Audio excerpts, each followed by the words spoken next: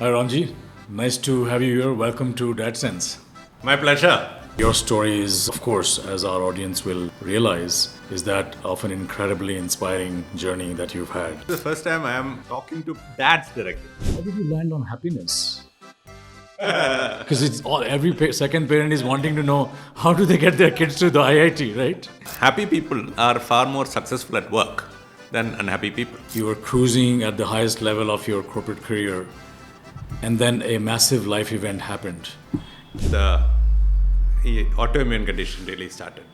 I didn't know it was an autoimmune condition at that time. It took about 7 years for it to be diagnosed. In those 7 years, I kept losing strength in both my fingers, then my hands, my arms, my legs, and used to keep tripping and falling every once in a while. So my wife and I traveled to Chicago, stayed there for 3 months, went through the treatment. It rebooted my body completely. I became a lot better actually after that. While this 3 months was going on, I picked up my original passion, which is writing. I asked them what kind of parenting they received when they were kids. I created a framework called active parenting. I call it S.H.A.R.P, socially conscious, happy, authentic, resilient, purpose-driven. And there are some 13 qualities which I focus on and how parents can build it.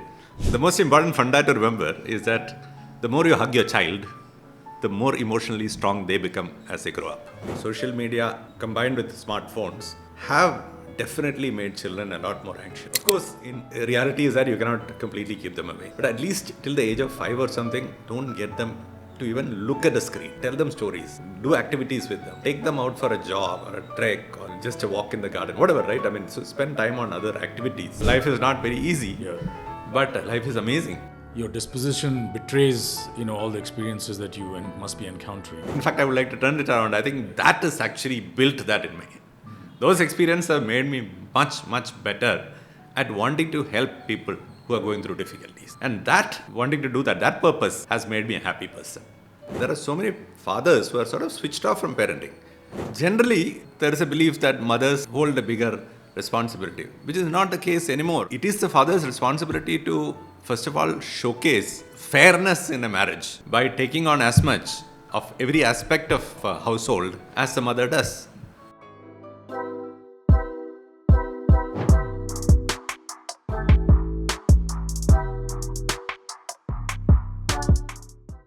Hi RamG's, nice to have you here. Welcome to DadSense.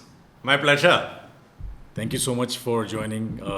In fact, we got connected through our common friend Arun, and it is wonderful to get to know you, your story, which I'm looking forward to sharing with our audience. But your story is, of course, as our audience will realize, is that of an incredibly inspiring journey that you've had, and can't wait to unfold that through this conversation. Thank you so much. I am also looking forward to this actually. In fact, this is possibly the first time I am talking to dads directly.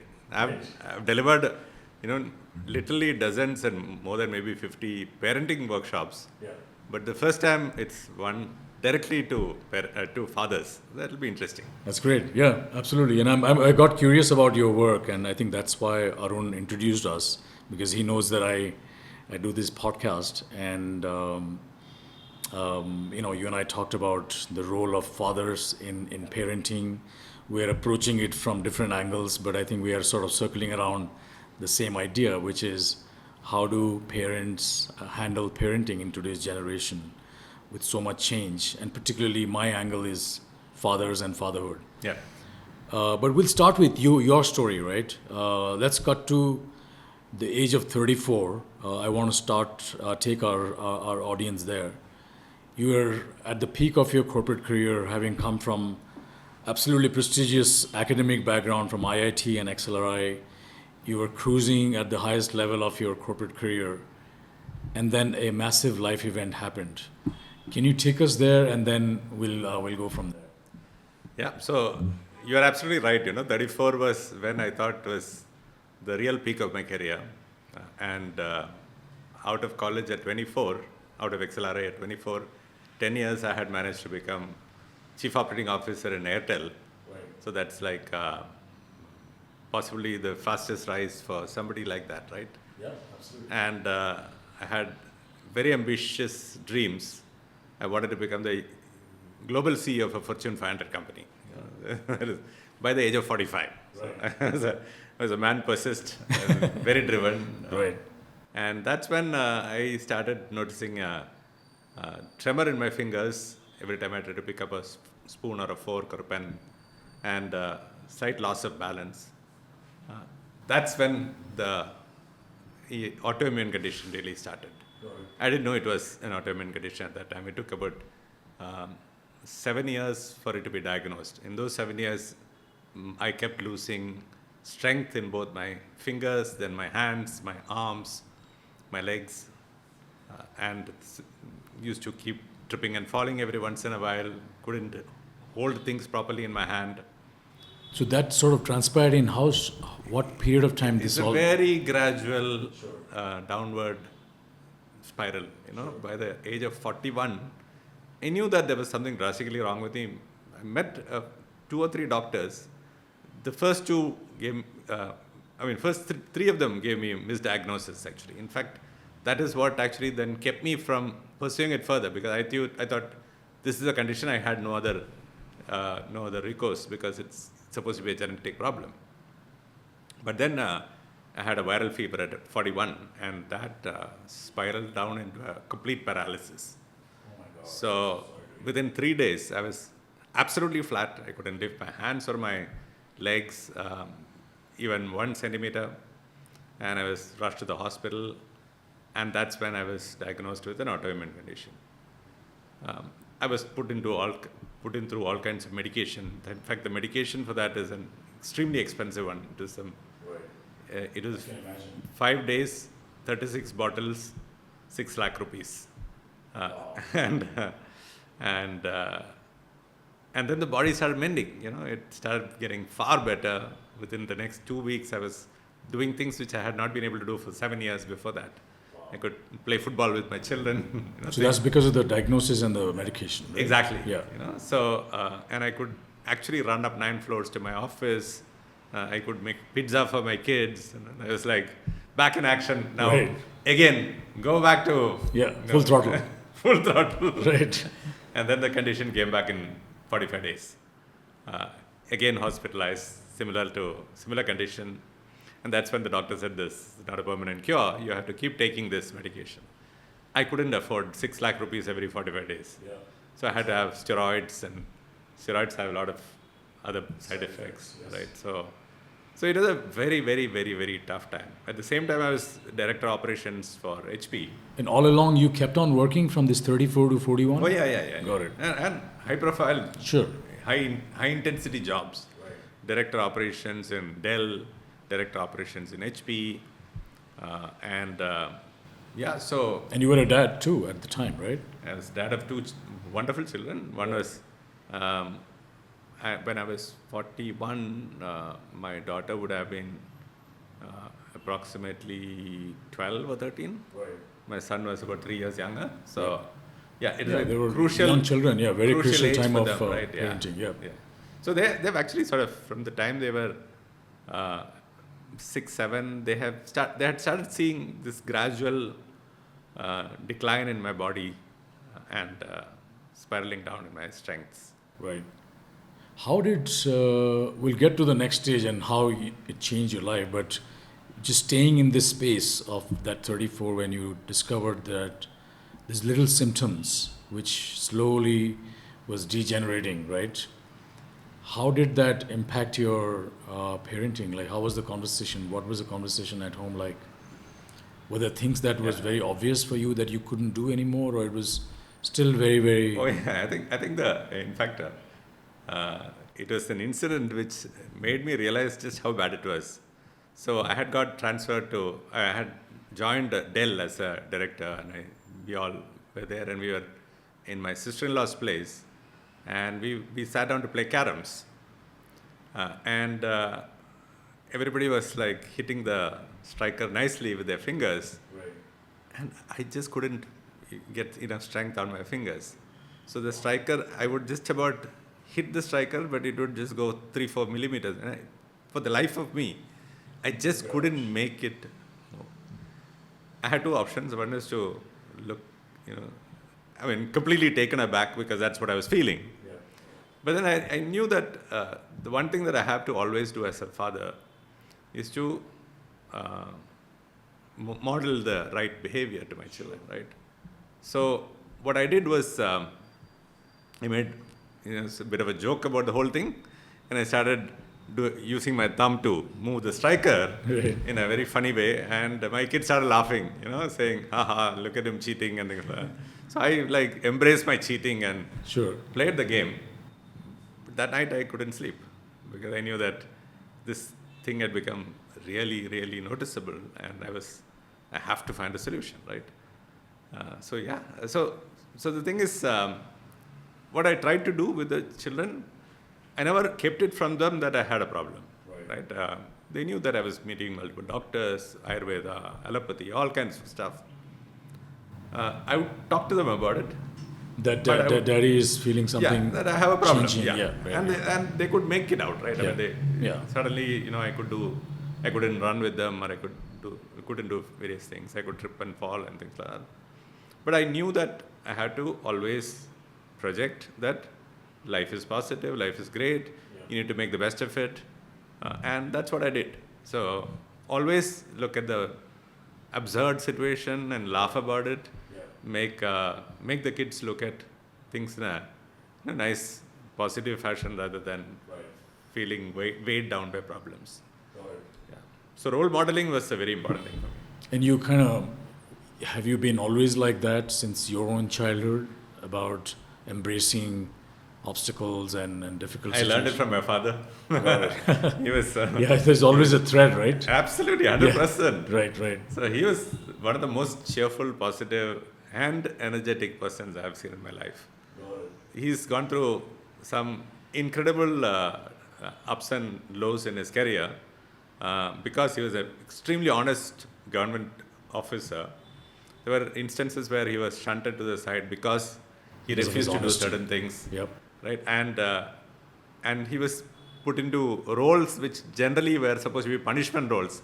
Now I've seen him convert those roles into the most positive and vibrant roles. Right. Wow. That's so that was inbuilt into me. Right. And that's what also made me realize that the way parents role model is what's going to make the children grow up to be that. And you need to role model whatever you want them to become every step of the way. Absolutely. I think that's one of the reasons I got curious about your own resilience, and we'll talk about that. Because invariably there is some influence, right? Yeah. Either from, mostly from parents, but somebody like a father figure and so forth. So my resilience as a kid, slightly young adult, got tested when I was in IIT. I had gotten to IIT with a terrific JEE rank, 129 out of some 3 lakh people who wrote JEE that year. I was the talk of the town, and various. Which town was this? I was in one Idukki district in Kerala, one of the most backward districts in Kerala, right? And the government school, Malayalam medium, sat on the floor for multiple years in my schooling. And from there managed to get this. So your story is one of those classic poster child story. Yeah. So and I was on top of the world. Everybody was talking about me, my family, my friends. Very unique kind of an achievement. Yeah. And in IIT, I realized that I was only an average student, right? And rather than sort of embrace my averageness, I wanted to be best in something. And I realized the best I can be is to become the dada of the class. So I started bunking classes. I used to, all kinds of habits. Sure. And my grades slipped, and then I was nearly thrown out of IIT because I didn't have enough credits to graduate. I have a similar common story, by the way. Not in IIT, but how I got derailed. But I'll let you continue. But then, so the way I recovered was I spoke to my parents. Yeah. I told them everything. And they actually, without judging me, they came and stayed in the guest house in IIT for some time and encouraged me and helped me clear my backlog, etc. And then I graduated in 5 years instead of 4. So, that's amazing. Yeah, so there's always a parenting component to resilience. There's a story, yeah. I mean, the what they did at the time made a huge difference, right? It could have gone either way. Absolutely. If you had been 100%, cast all kinds of aspersions and minimizations, then it would have had a different impact on you. And I would have doubled down on my stupidity. Right. Yeah. So. Because the rebellion would have only increased. Fascinating. Now, coming back, we'll just keep kind of going back and forth. Yeah. Now you're 41. This has come back twice now, right? That's when it dawns upon you that you cannot continue like this, right? With this medication, and what do you do next?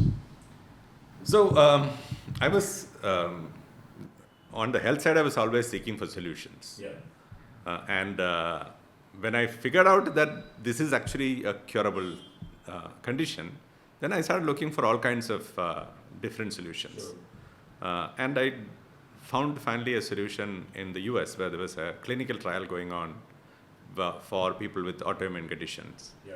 And the doctor said there's a 2% probability of death if you go through the treatment. But that is a chance I was willing to take. So my wife and I traveled to Chicago, stayed there for 3 months, went through the treatment. It rebooted my body completely. So it involves killing your entire immune system using chemo and a couple of other very toxic substances. Yeah. But before that, they remove what is called stem cells from the bloodstream. Stem cells are cells which will create a new immune system. Sure. So kept it aside, killed the immune system, injected it back.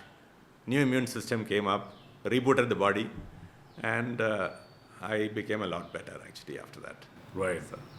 But you, at the time, you did take a decision about how you were going to pursue your life. Yeah. Right? From then on. Yeah. What was that? So the big decision was that, well, I mean, I must say that it was made so much easier because my wife was working, right?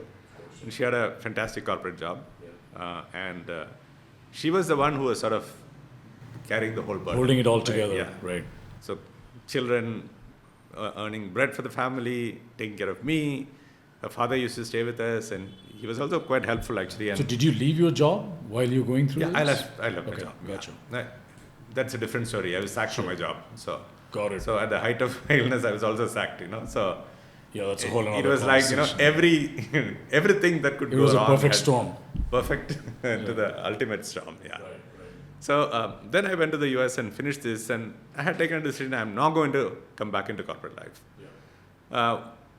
I needed to figure out how to leverage my strength, and I had tremendous amount of strengths, and I knew that. Yeah. It's just that I need to regroup, figure out what is the next direction, and hit off in that direction. But what actually happened was that while this 3 months was going on, I picked up my original passion, which is writing. Right. So when I was a kid, I used to write short stories. Got it. And even poems and all. Okay? In which language? Malayalam. Got it. Yeah. So I wanted to write, and only problem was that I couldn't type because my fingers were completely useless. Yeah. So I managed to get a voice-to-text software, and I started writing my first book as soon as I got discharged from the hospital. In fact, I started from the hospital bed, got discharged, came to India, and the next 3 months was focused on rebuilding my muscles. Yeah. And while I was rebuilding my muscles, I was also writing my first book. And I keep telling people, all that chemo and rat and rabbit extract which they put into my body, they all were like a nice peg of old monk ram. Right. So, as in on top of the world, right. I was like floating in happiness.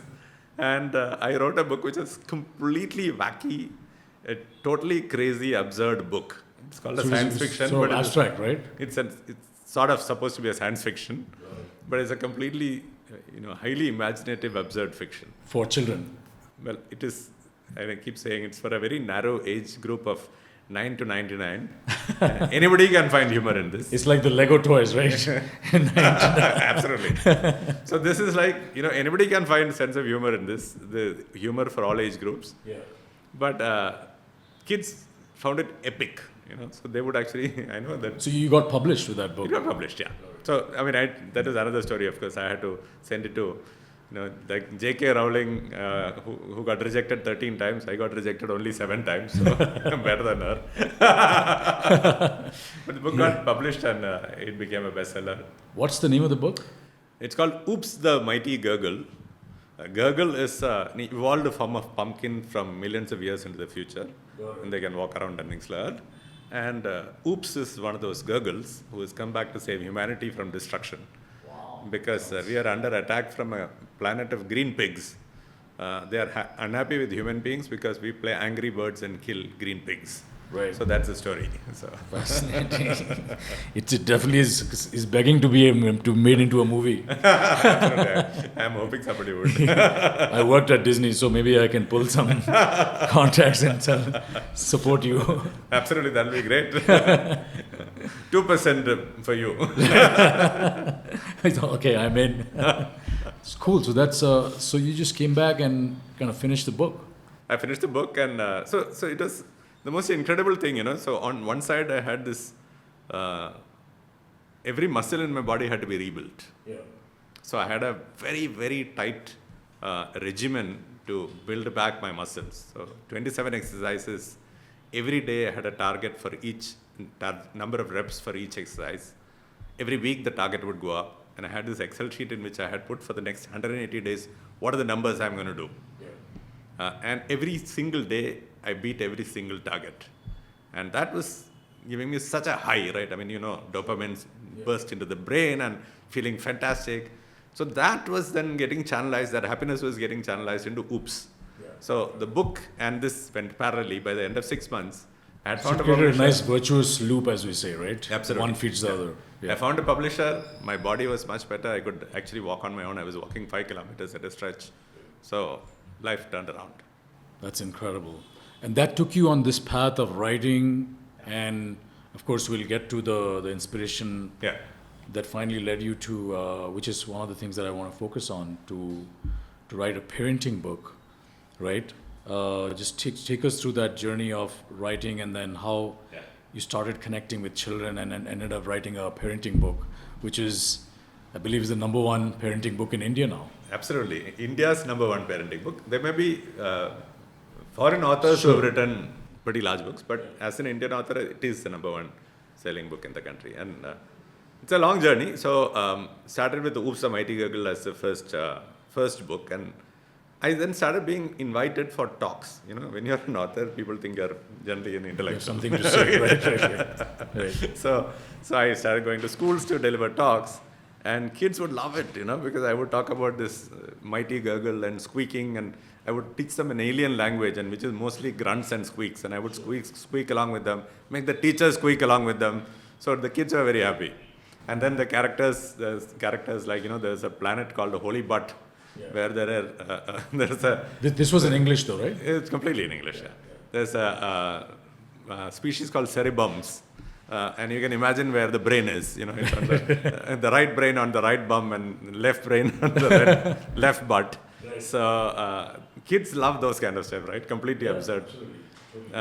And what I would do is I would do all this, and the last 10 minutes I would tell them about how to be resilient in life, So did the story have that thread as well of resilience? The story was, it did not have any moral these things, etc. It was just a pure fun story. I got you. Okay, but you'll start talking about resilience. But when I do this, right? I mean, when I take them through this journey and they feel really charged up and very happy and all, that's the best time to actually just tell the story behind the story of how I wrote the book and how I never let myself down, and I just kept focusing on the positive, right?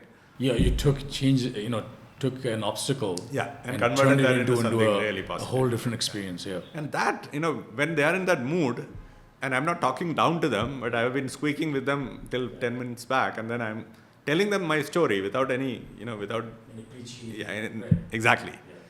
And the story goes in deep, So I knew that I was planting the seeds in their young brains, and I was very happy with that. So you're talking about while in the middle of, while you're finishing the story, you started leaving them with some thoughts, some food for thoughts.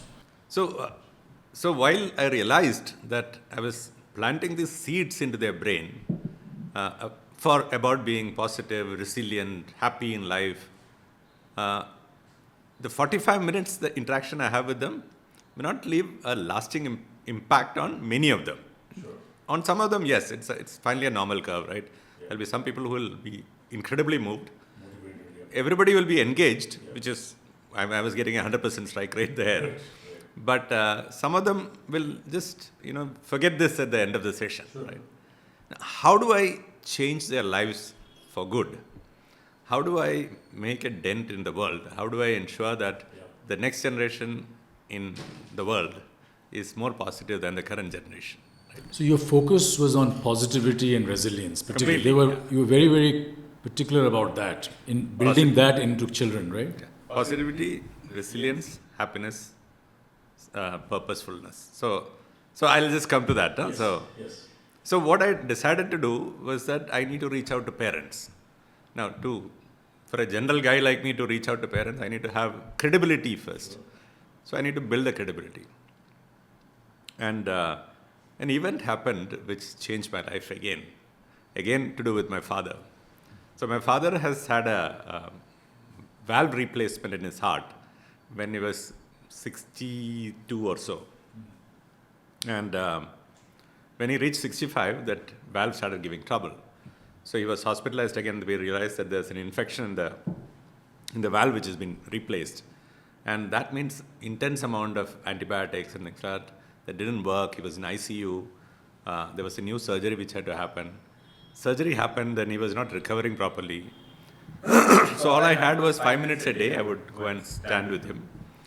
And my entire aim was to make him feel that there is a purpose in life. That he had to live for that purpose.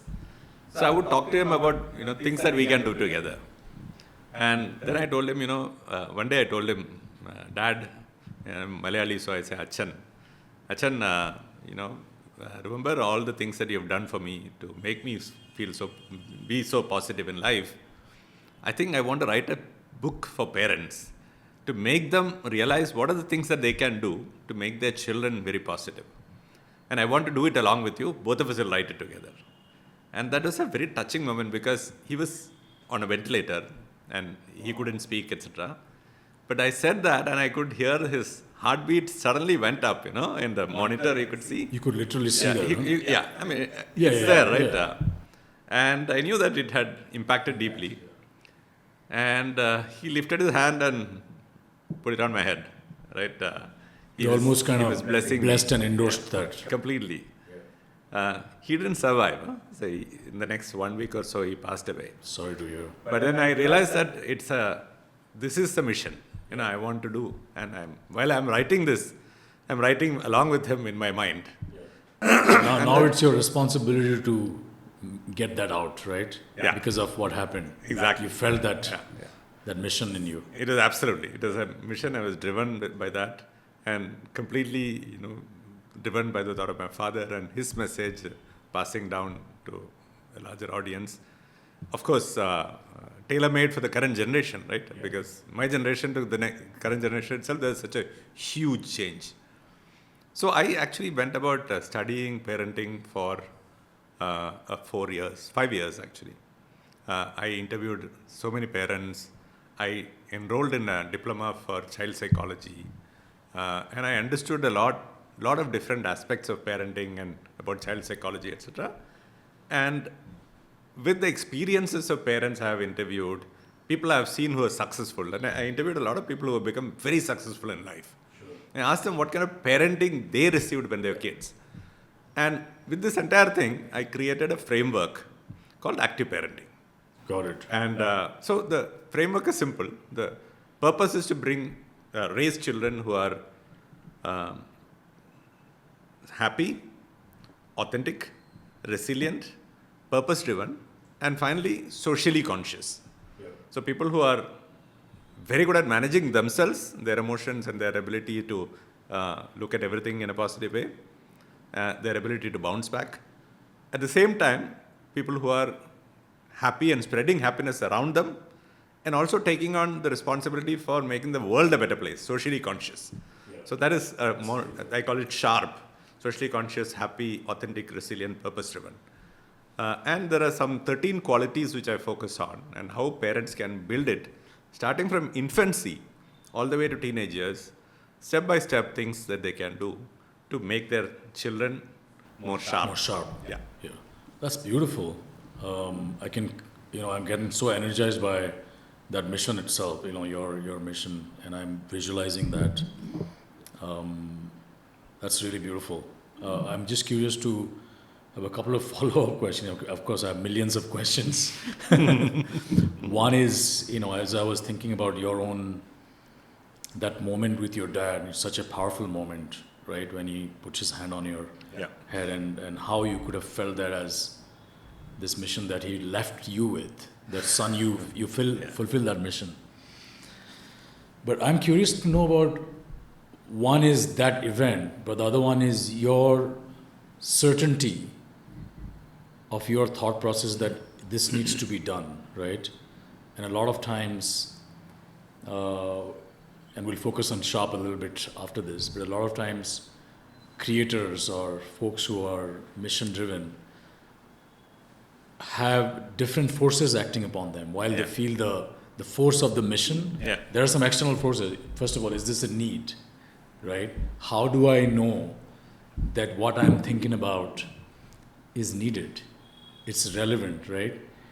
You get what I'm saying? You've been a marketer. I get it completely, yeah. So my question is, did you get those questions, or you were very sure that this needs to be done? You did not get cluttered by any noise, and you're very calm and sure about this. There was no clutter in my mind. There was clutter by way of a smartphone, because one is addicted to the damn social media, Right. And as an existing author, I had already written 2 books. One is Oops, a Mighty Eagle. Then the other one was my life story, by the way, From Ouch to Oops, which is also a bestseller and it's done very well. And that's about a humorous look at my life story with all the ups and downs and things like that. So I also had to keep promoting it. So I'm in on social media most of the time. Right. And obviously, when you're on social media, then you also look at other things. You're surfing around, and so that is the one thing which really sort of distracted me maximum. But I was driven by the purpose. And but you are absolutely right. Would I have written this book if I had pursued my corporate career? I don't think so. Right? It is. It is. Every blessing that I have had in my life, including the paralysis and the illness, which has actually made me what I am. And that has given me purpose in life. And that purpose it's ironclad, it's so strong. It is absolutely there. So I was driven. And I guess as a person, I've been brought up to be purpose driven. And again, that's one of the things parents can do for children. So yes, I was very clear I had to do it. It just said how long it would take and what are the steps I had to take. I drew a first draft at the end of 1 year, and then I realized, my God, this is not what I want to write. I need to be the guide for people who look up for parenting advice.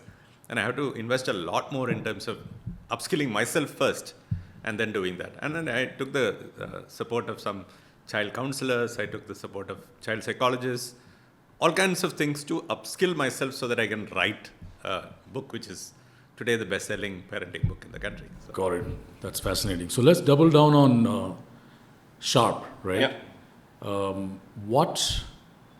First of all, I think there is obviously this idea of creating happiness, right, in a society, in an ultra competitive parenting. That's the most competitive sport in today's India, particularly. How did that, and you being a product of that, not the competition, but having gone to the best of the best, IIT and XLRI, how did you land on happiness? Because it's every second parent is wanting to know how do they get their kids to the IIT, right?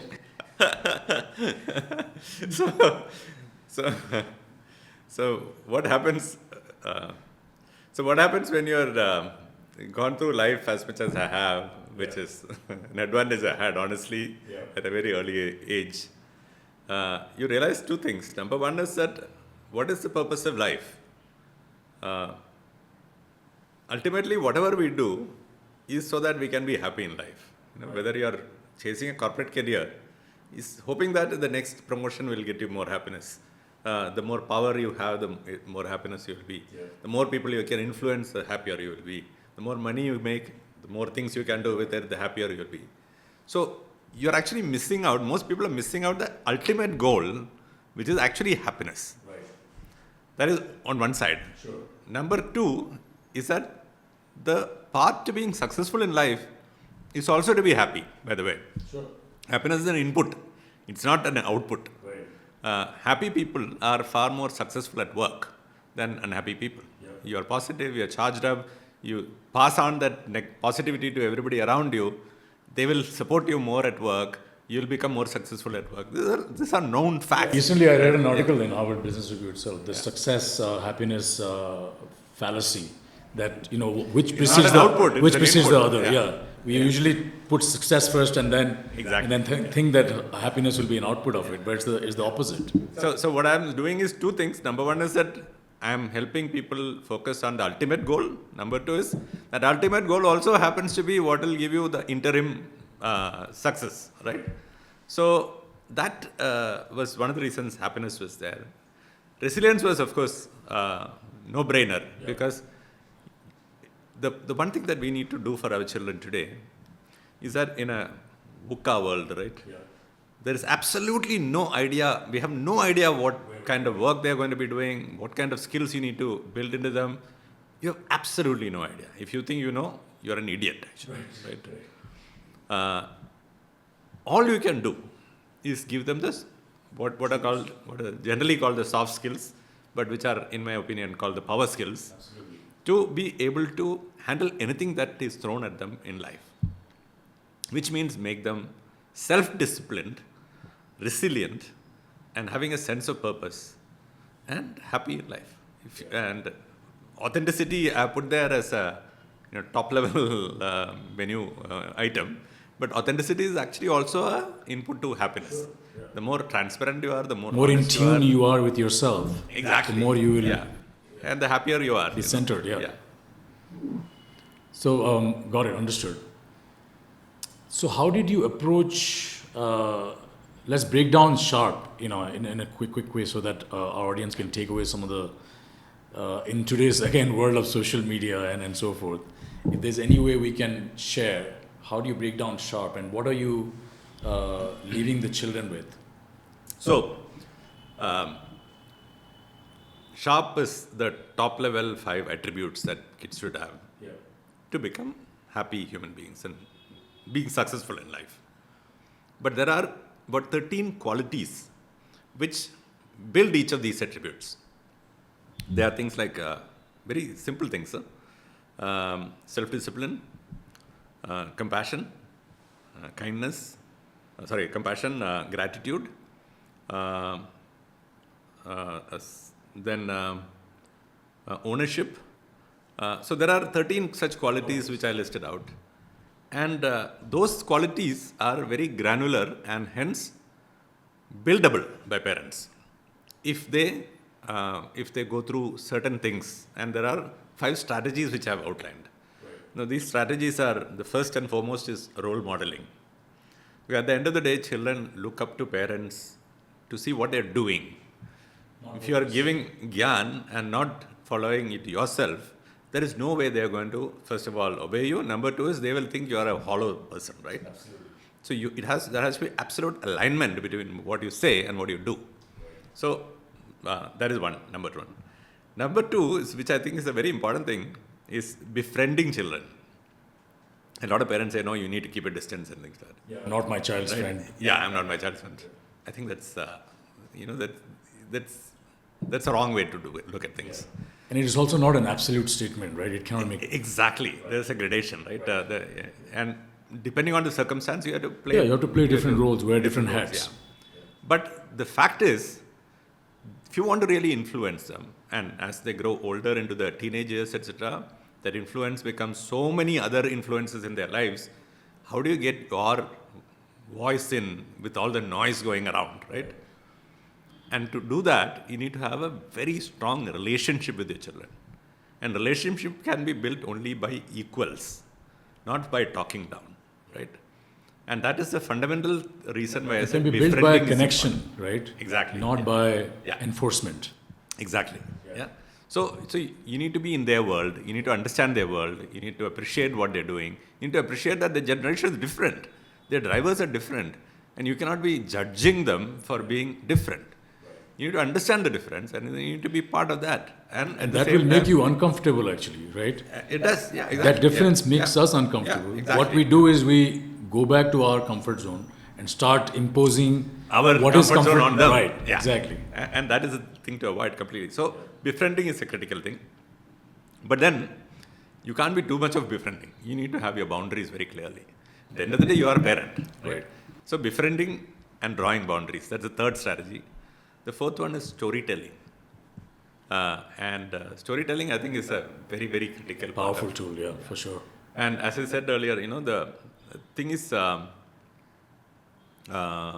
when you are telling a story, what you're doing is you're bringing their guard down, right? It's a very low friction way of giving an education to them or an input to them. What you're doing is you're bringing their guard down. You tell a story. And you leave it at that. Don't get into then, this is the moral of the story, you should understand this and all. That fanta mat de do, huh? Just tell them the story. They are intelligent enough to pick it up. They know what is the moral of the story. It goes in much deeper if you don't point it out. I can't tell you, the reason I'm laughing is I do end up making that mistake. And my 10-year-old is like, yeah, Daddy, I get it. You don't need to say that. This is the moral of it. And now that's become a joke now. Oh, here comes the moral of the story. So that's why I was cracking up.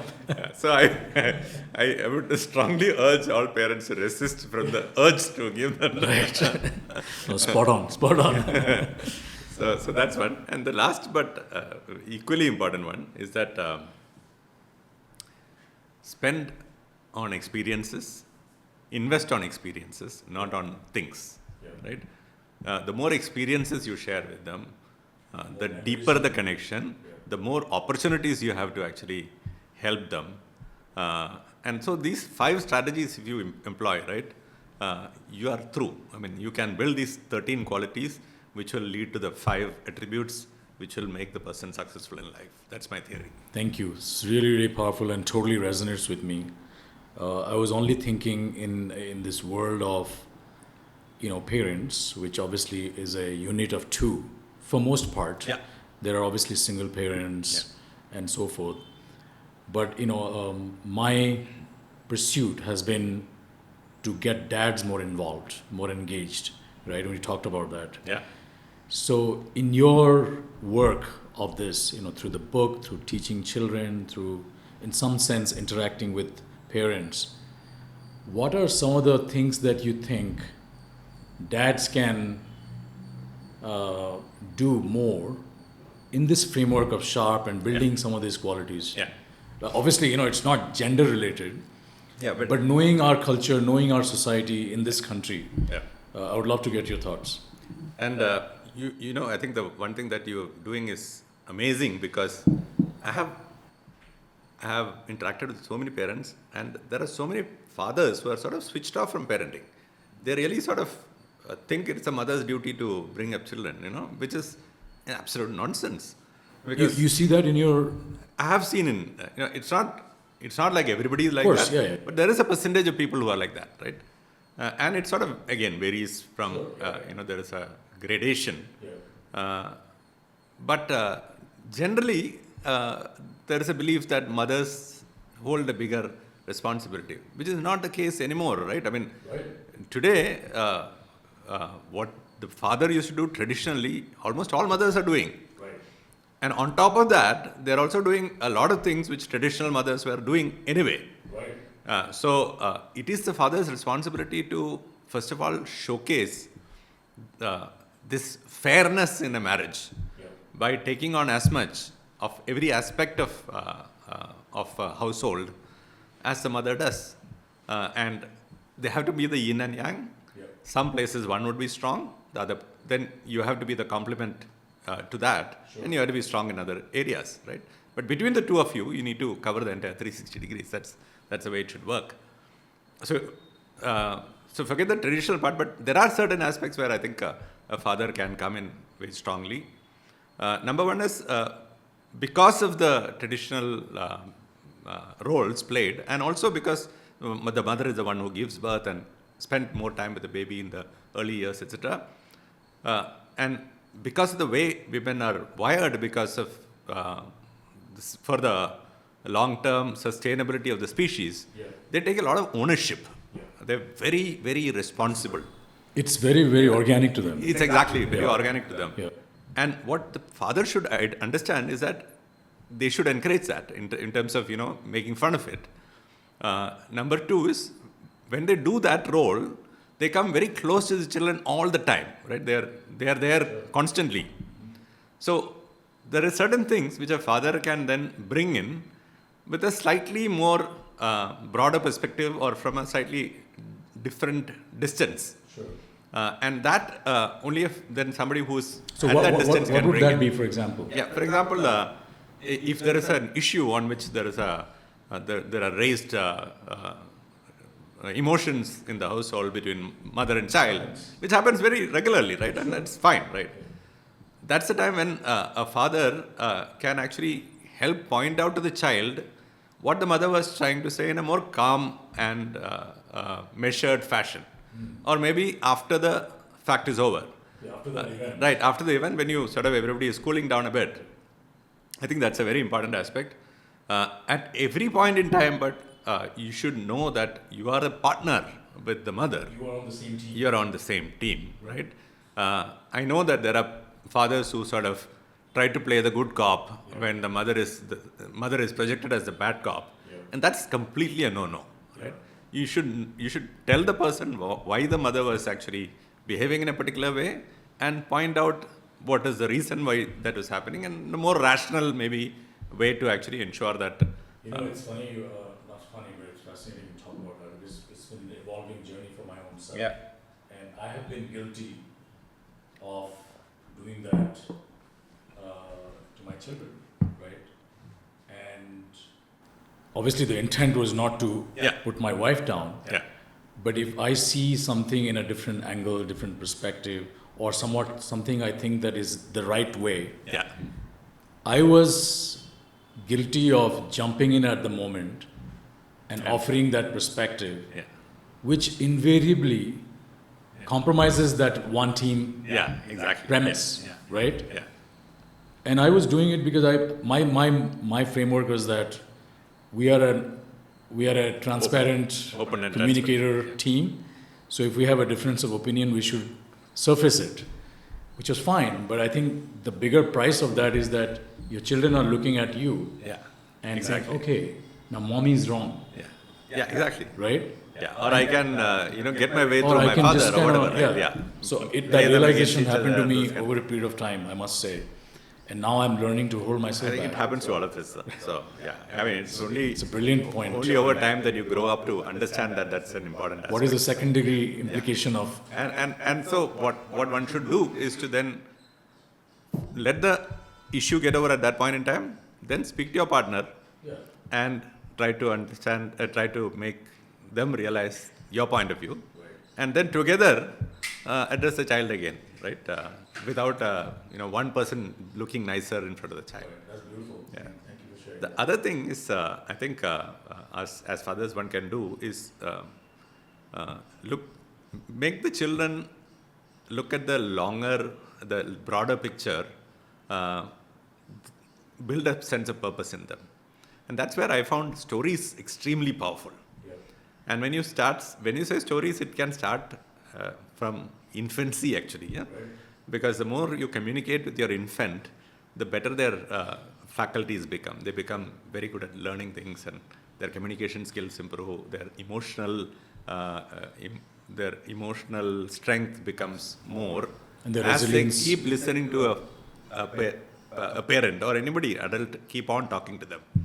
So you need to keep talking to a child, and when the child, there is something called serve and return, which is when your child is making funny noises, you make funny noises back at them. It's a communication. So all this helps, actually. So founding a strong emotional bond is done by constantly communicating. And then you And tell you're, them and you're stories. saying that dads can do that, right? That should do that. Because it's not just the mother's responsibility. Dad has to do it, actually. Because to a lot of, as other, my pursuit is on that topic is how do you emotionally engage with your children? Because again, through the traditional lens of society or our species, is the mother's domain, right? Emotions, nurturing, and when fathers engage in that conversation, it creates a whole different bond. Yeah, so I cannot agree with you more, okay? So the most important funda to remember is that the more you hug your child, the more emotionally strong they become as they grow up. Okay, and it's a very important aspect. The physical hugging is so important. Of course, the mental or emotional hugging is a different thing, but physical touch, physical hugging brings down their cortisol level, enhances their brain capacity, enhances their emotional strength, makes them calmer as they grow up in life. All these things are stress-free. All these things happen when you are hugging your children. And when the mother is not doing, the father has to do. And both have to do. The more you do that, the better emotional connect with your child as they grow up. So that's one. Number two is this, talking to them, telling them stories. And keep telling them stories even when you know that they cannot fully understand it. It's fine. Right. So I remember when my daughter was 2, she was fluently speaking and she would tell some of the stories back to me. So her favorite was the 3 Little Piggies, and she would actually climb on my lap, open the book, and tell me the story page by page. Okay, and half it was garbled, but it was amazing actually. So we underestimate their processing power. Exactly. Right? Yeah. So you should always stretch them, right? Yeah. So that you tell them stories. As you grow older, you can start telling stories of people who have resilience, stories of resilience, stories of purpose, stories of compassion, stories of gratitude. Each of these qualities which I talked about, you need to build that in through stories without again giving the final gyan saying that this is right. So this is the moral of the story, What did you learn from it? Yeah. So doing that, and as they grow into their tweens, 8, 9, 10, that age, then you start telling them what is happening at workplace. Because there is nothing more real than the work that you are going through on a daily basis. The ups and downs of everything that's happening. You have to tell them those stories in a more understandable fashion for them. And they will then grow up to be able to handle any situation that happens in life. And of course, the most important thing from my point of view was role modeling. Right. So through my entire journey, I had to role model that any situation that comes, you should take it on your chin. I can tell you a couple of instances which made me realize that, wow, that really worked.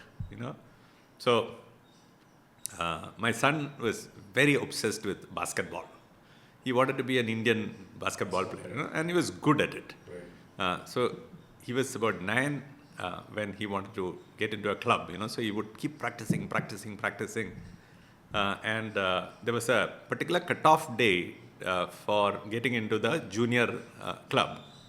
And he still had 1 year to do that, and he was really looking forward to that. And he would actually go all the way to 1.5 hours by bus and come back and things like that when he was 10, to just go and play 1 hour of basketball.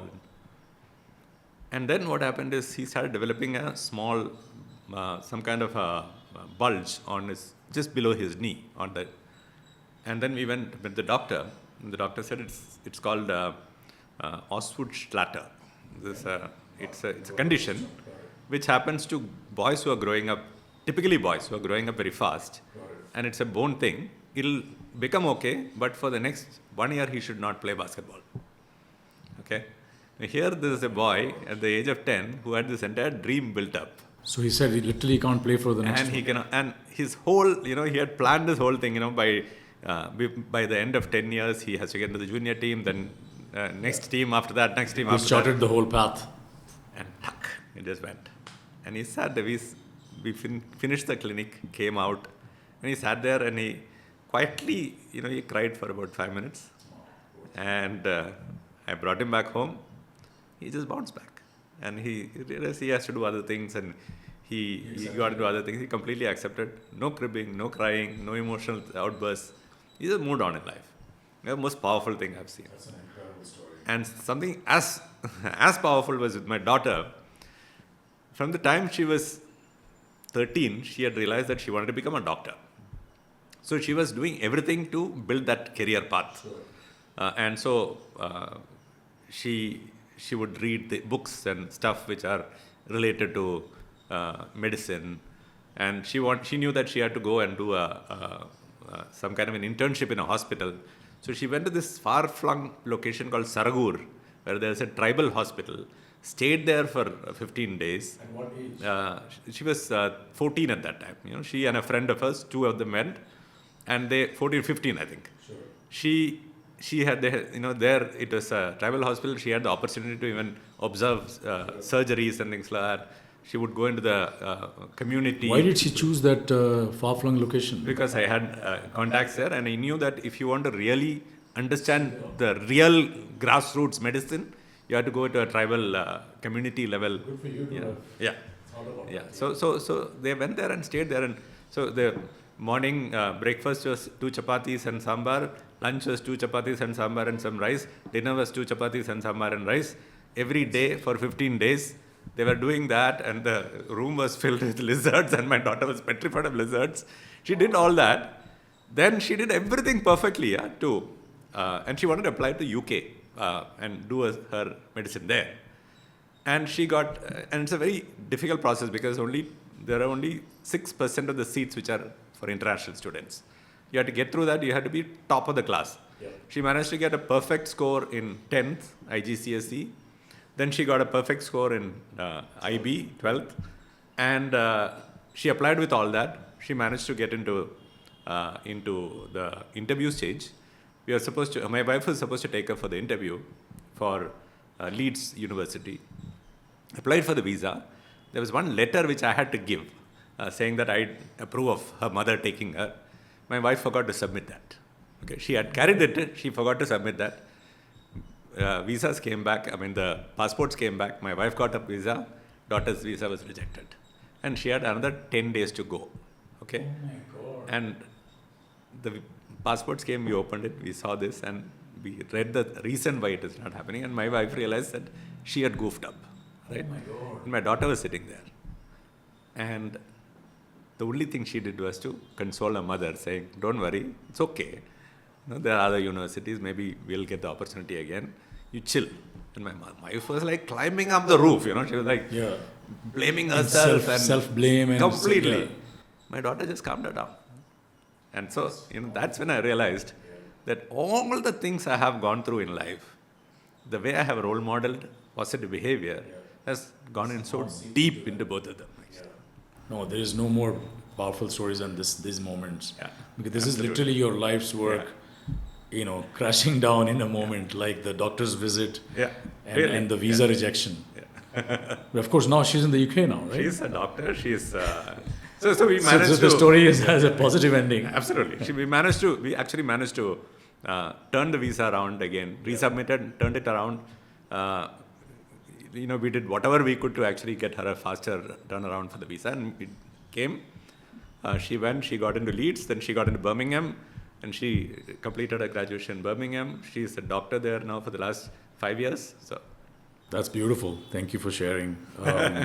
I know you have somewhere else to go, and I could keep having this conversation for the whole afternoon. So could I, by the way.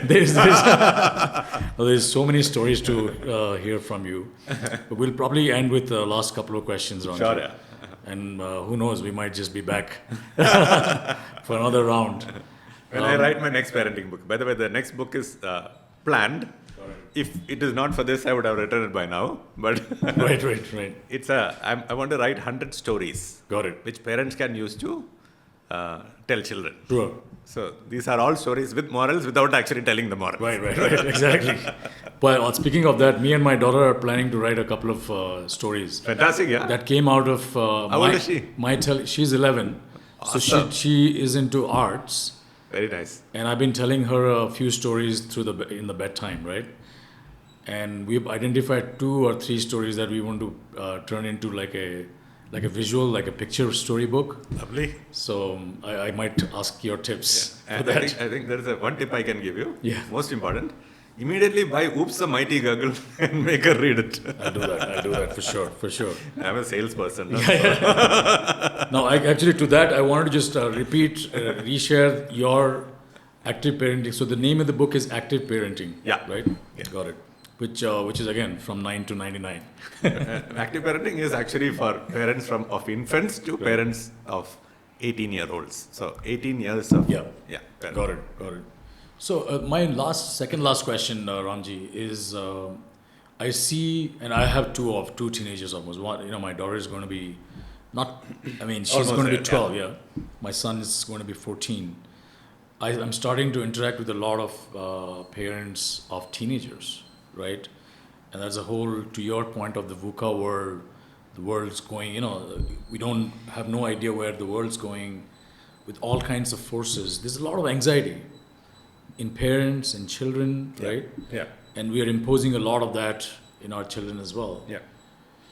So in the context, in the backdrop of that, what are the two things that you you leave with the parents of teenage children who are really anxious now, to give them some sort of a tool and framework and path to look forward, when it comes to their parenting? Yeah, and I'm going to say something controversial. Sure.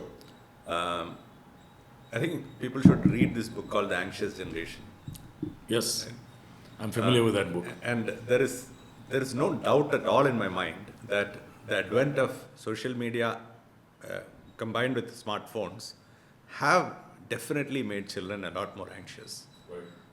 And the depression, anxiety, etc. are shooting through the roof. And there's a very clear inflection point. It's a real epidemic, right? It's a very clear inflection point to the time when this advent of smartphone and social media happened. So, of course, in reality is that you cannot completely keep them away. Yeah. But at least till the age of 5 or something, don't get them to even look at a screen. Right. Tell them stories, do activities with them, take them out for a jog or a trek or just a walk in the garden, whatever, right? So spend time on other activities. And then even till the age of 15, really avoid giving them smartphones. That's a very important aspect in my opinion. Because one of the points that book makes is that when you go into social media, the way you get information is from all age groups, all kinds of information, all bunched in together in a very focused capsule, right? Whereas when you're actually growing up before any of this, kids had a way of growing up. They will interact with people of their age, maybe 1 year older, 1 year younger. Sure. They will interact. They will have their social problems. They will know how to learn to deal with those problems. They will grow the wings, strength of the wings, and so that they can fly, right? But today that's not the case. You are getting all kinds of weird inputs and whatever age group kind of input all the time. Yeah. And that really confuses the brain when it's developing. Brain goes on developing all the way till 25, right? So you need to give them a chance. So at least till the age of 15, avoid this. I think that's one of the things I would say. Number 2 is be that strong rock of Gibraltar for them. And how do you do that? Be the person who you need to continuously tell them that I am there for you. And you need to tell them, and you need to actually say it, that irrespective of whatever happens, baby, we are there for you. Okay, you can come and tell us anything. Whatever mistakes you made also, you can tell us. We're not going to judge you. We're going to sit with you and try to solve problems with you. And that, through action and through actual communication, you need to communicate it 100% of the time. So you have to keep reinforcing that, right? Exactly. Because of what? Because they feel alienated or they feel very lonely? Because you need to be the top influence in their lives.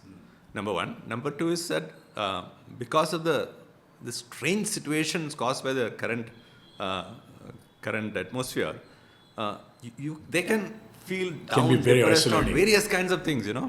And so they need to have a very strong